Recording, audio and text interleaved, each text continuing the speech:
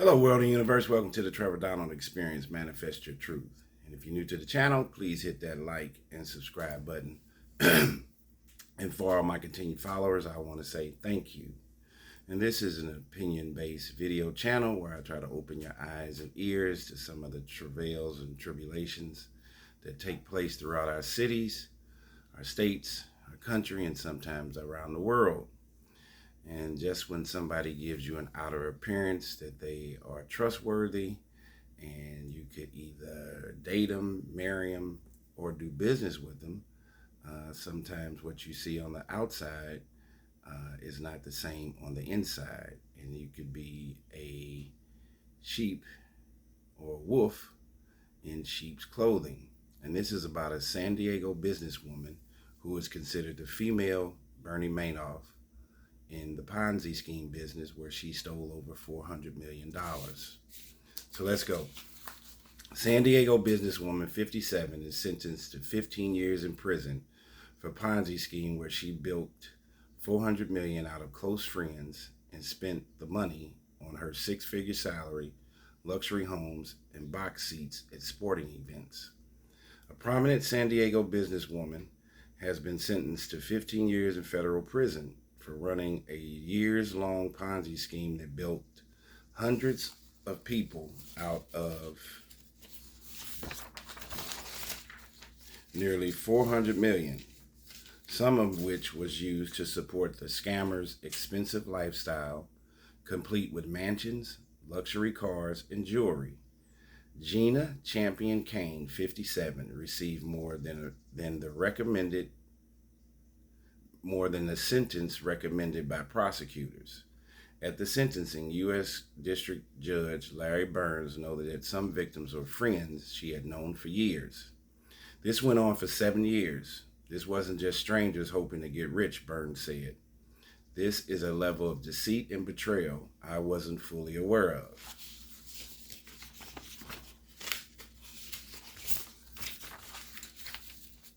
Champion Kane was best known for her chain of now-closed patio restaurants, but also had clothing and vacation rental businesses.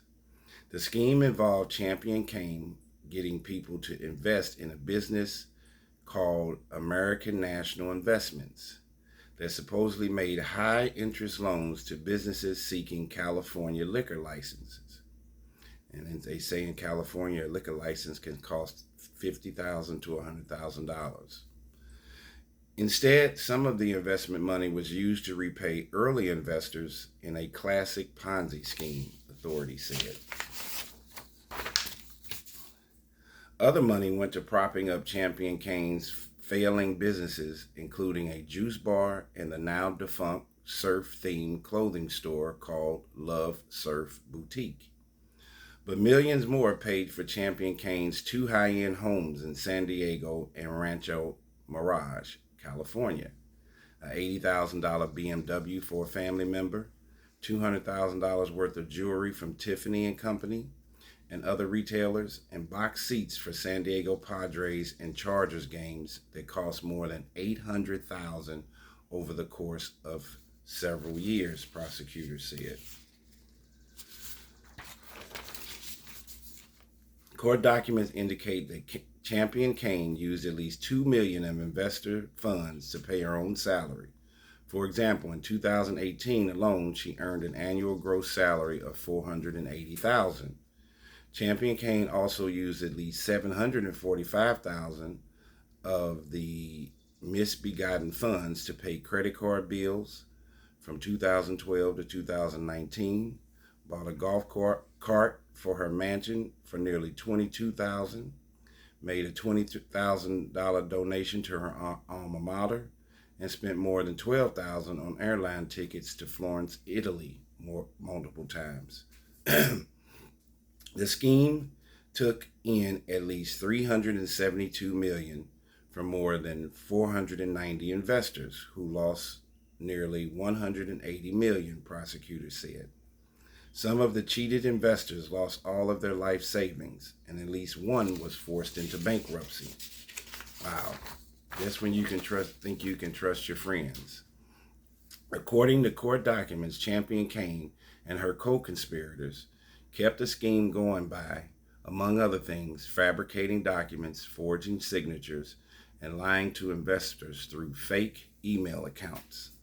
So that when investors tried to inquire about their investments with third parties, they were often really communicating with Champion Kane or her staff. On one occasion, Champion Kane emailed an escrow company employee when investors tried to ask questions.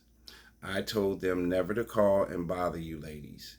And if they call asking about escrow agreements and alcohol licenses, blah, blah, blah, just say, sure, whatever. Now show me the money. Ha, ha, ha, ha. When Champion Kane and her cohorts learned in 2019 of the two parallel investigations by the Securities and Exchange Commission and the FBI into the Ponzi scheme, they tried to destroy incriminating evidence, including stacks of documents, emails, video surveillance footage, and accounting records according to court documents. Backed into a corner, Champion Kane even tried to solicit an investment of $150 million in the hopes that she could use the money to hide her scheme.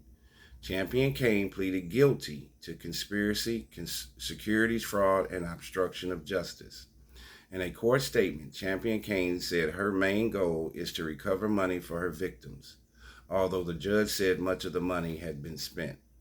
In handing down the sentence, the judge told Champion Kane that her scheme, which he described as a monumental crime, demonstrated tremendous callousness and extreme avarice.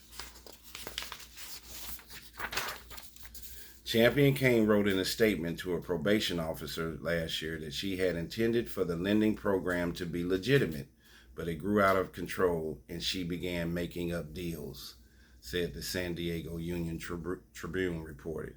I always told myself that I would be able to pay these notes back someday with the massive growth of the empire I was trying to build. Chicago Title, the escrow company that Champion Kane used to hold investor money she raised, was sued by investors and so far has reached settlements with nearly 200 of them for more than $60 million. Crispin Torres, 53, the former financial officer of American National Investment, that's the company that Champion Kane started, pleaded guilty to conspiracy in connection with the scheme and was sentenced to 4 years in prison. What an incredible story. Just when you thought you heard enough about Bernie Madoff, I think he stole like $57 billion. A few years ago, this young lady, Miss Champion Kane, Gina Champion Kane, created this scheme and stole over $400 million in the San Diego area. It just goes to show you, as I said and stated before, you could be a sheep on the outer appearance and be a wolf on the inside.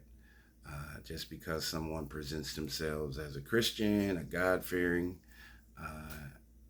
and they speak a certain way, actions speak louder than words. And in many of my videos, you'll hear me talk about love as an action and a verb, and it has to be displayed and given to you. And if you don't see it in action, love, and if it's not displayed, not just verbalized, but in action, hugs, showing you that they love you, then don't necessarily take them by their very word. And in many instances with these Ponzi schemes, you see a certain narrative that is displayed or stereotype. Typically, it's a white male that's in the investment or securities business. Very seldom do you see a female who she happens to be a white female, but very rarely do you see an opportunity where black men or women get an opportunity through who they know or have an opportunity to create and raise $300-400 million. It's very tough. Black folks have always had a harder time getting money from banks, and this is primarily a scheme that you see is perpetrated by Caucasian or white folks.